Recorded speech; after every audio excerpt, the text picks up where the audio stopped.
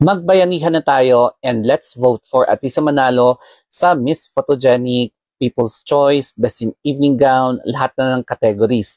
So ituturo ko sa inyo the very simplest way as possible paano makapag-vote kay Atisa Manalo using the Miss Universe application na pwede mong i-download sa Play Store. So eto na.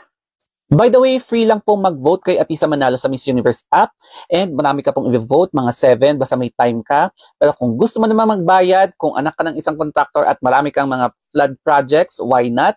Basta bultuhin mo nang mag-vote kay Atisa Manalo. So, eto na, ang step by step para mag-vote sa Miss Universe app. So, yung first step ay ina-download natin yung Miss Universe app. So, type natin dito Miss Universe. So, ayan guys. And kung makikita natin yan, install natin. So, Miss Universe, antayin lang natin na mag-install siya. Tapos, ipapalkat na natin dito sa screen natin. So, after nyan, bubuksan natin itong app na to. And then, hanapin natin si Atisa Manalo. So, i-open natin itong application na to. And let's explore. So, create Zetrix wallet. So, i-open natin itong application na to and let's explore. So, create Zetrix wallet. Or kung ayaw mo naman mag-create, restore Zetrix wallet. Ayan. Pero, mag-create na lang tayo, no? So, i-enter ko and then, itutuloy natin mamaya. So, ang gagawin nyo lang para mas mabilis is i-enter nyo na lang yung email tsaka yung password nyo. Tapos, meron ding hihingin na phone number mo. Basta ilagay mo lahat ng mga importanteng details na hinihingi, yung full name, tapos yung nationality mo para ma-process na agad, no? So, i-press mo yung Filipino. So, all set ka na.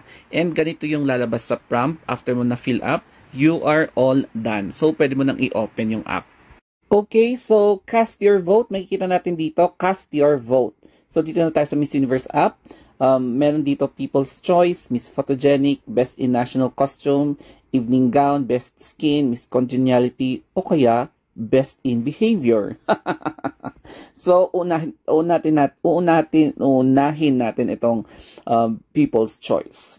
So i-vote natin dito, of course naman si Miss Philippines. So, i-scroll natin pababa. Ayan, para letter P. So, dito, si Atisa Manalo with screenshot muna natin bago tayo mag-vote. Ayan. So, mag-vote na tayo.